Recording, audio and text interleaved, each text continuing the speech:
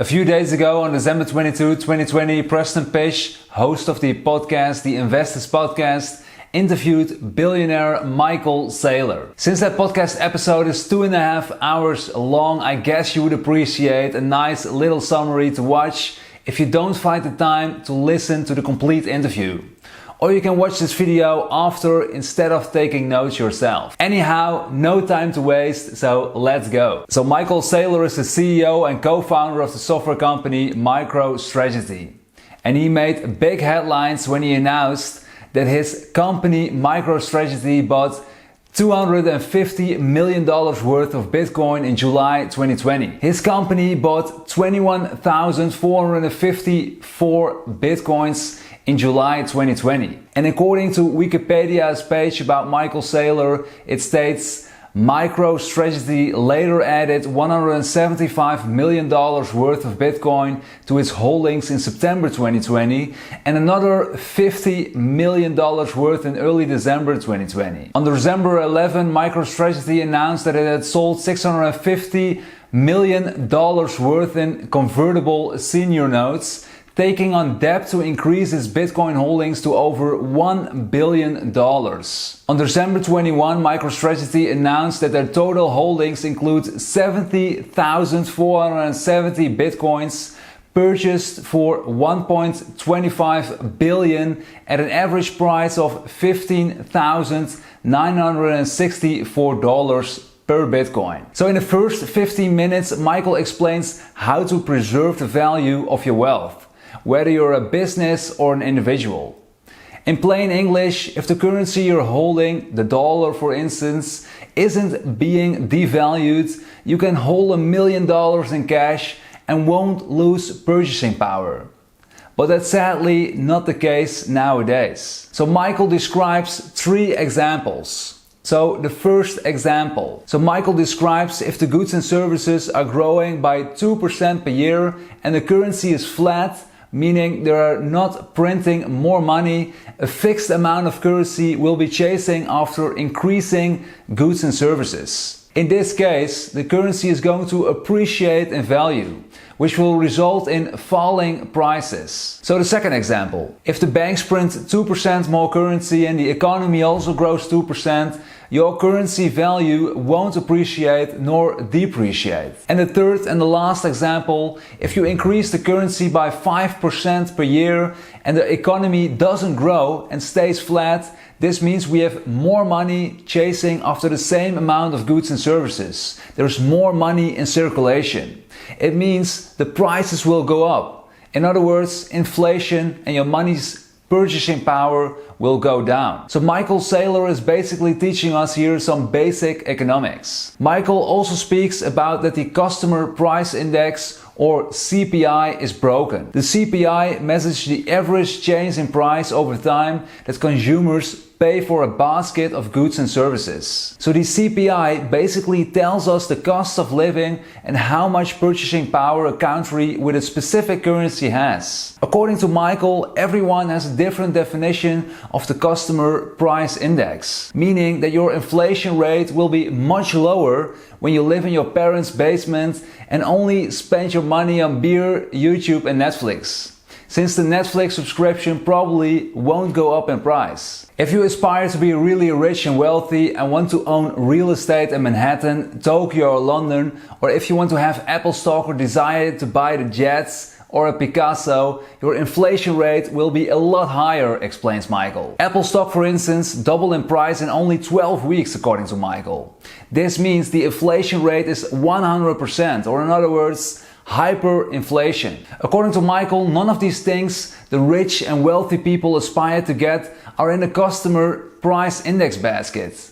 And if you don't track what wealthy people want, you won't find inflation, Michael says. And maybe I should repeat that last sentence. If you don't track what wealthy people want, you won't find inflation. So another interesting question Michael shares is how many hours do you need to work to buy one share of S&P 500? When you look at the chart, you see it is shooting up and up. If your aspiration is to be a billionaire, then the definition of inflation is the rate at which scarce assets that are going to continue to appreciate are going up in price. According to Michael, we have hyperinflation in scarce pieces of property, such as a house in the Hamptons, for instance.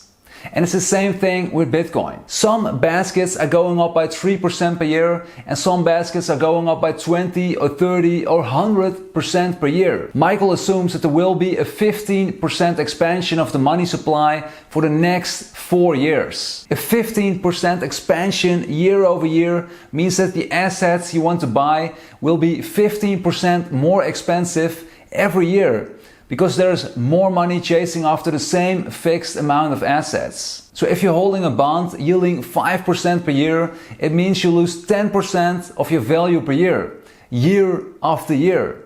In 4 years, you lose half of your purchasing power, Michael explains in the interview with Preston. Michael also mentions another example in holding commercial real estate. He says the following: let's say your piece of real estate generates $1 million in rent after paying expenses, taxes and the like. This means I as an owner will receive $10 million in 10 years. But Michael then says that all the assets I want to buy at the end of 10 years will be inflated by 15% year over year for 10 years. In other words, the cost of what I want to buy 10 years later multiplies by 5, and I can only buy $2 million worth of stuff with those $10 million I receive from my commercial real estate. Michael says that the commercial real estate now looks really risky.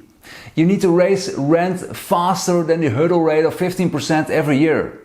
And show me a piece of real estate that can raise its rents by 15% year over year, Michael says. A 2-acre house in the Hamptons costs $20 million, and these assets are going up by 7% in price year over year. According to Michael, you cannot earn enough with a salary to buy a house in the Hamptons.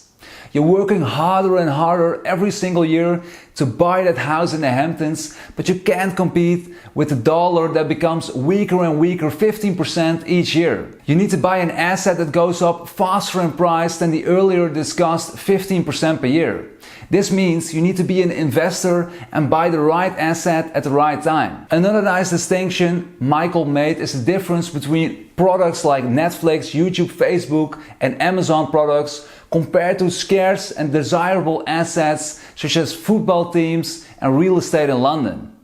Those scarce assets skyrocketed in price, whereas the other products roughly stay the same. This is therefore another argument that the customer price index isn't correctly calculated, meaning there is a much higher inflation rate if your goal is to buy scarce assets. Another exciting topic Michael addresses is the question of whether cash is a liability or an asset. Usually you would say having cash is an asset, right?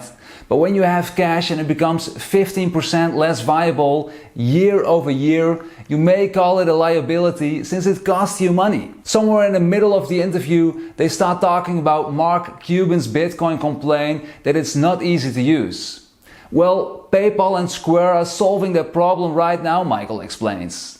PayPal can help to make it possible to pay for a cup of coffee with Bitcoin quickly. Same as Apple that can make this happen. Another really interesting thing Michael mentions near the end of the interview is that when you can move $5 to $10 billion worth in and out of Bitcoin in a matter of hours, big companies like Apple and Google will be interested. Nowadays, you cannot buy $2 billion worth of Bitcoin in a couple of minutes, Michael explains. Where you need to keep your eye on is the daily liquidity. Can you buy 1 billion a day, 2 billion, 4, 10, 20? As its daily liquidity gets bigger and bigger, its safe haven investment asset grade gets better. When you're a big insurance company, you want to buy and sell 1 billion of it easily without moving the market. Then the other thing that needs to happen is that investment funds need to take 1 billion or half a billion position in Bitcoin. The moment we can buy or sell $1 billion worth of Bitcoin within an hour without moving the market, that's where we need to go with Bitcoin, and that's the moment when the really big companies like the Facebooks and the Googles of the world will step in. First, you have the mid-sized businesses that move 250 or 500 million into Bitcoin before the massive companies step in. When all these companies and investors buy into the network, you get their lawyers and lobbyists to defend the network, Michael explains.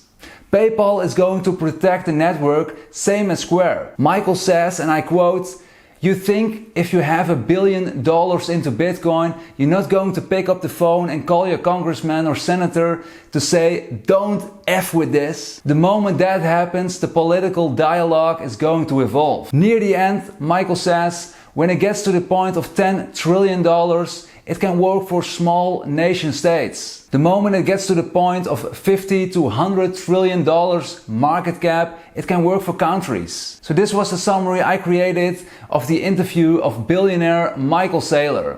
I'll leave a link to the complete interview in the description below if you're interested in listening to the full interview. Please let me know in the comments below what your thoughts are on Michael Saylor's bold move to holding to over $1 billion worth of Bitcoin on his company's balance sheet. If you like these videos of me creating these summaries of these long interviews, please make sure to click that like button so I know whether or not I should continue making these videos. Also make sure to subscribe to my YouTube channel. I'm publishing 2 new videos each week. Lastly, I've added a video here where I share my entrepreneurial journey up until this point. Also check out the description for my other videos. Thanks for watching my video and hopefully we'll meet again. I wish you all the best for 2021.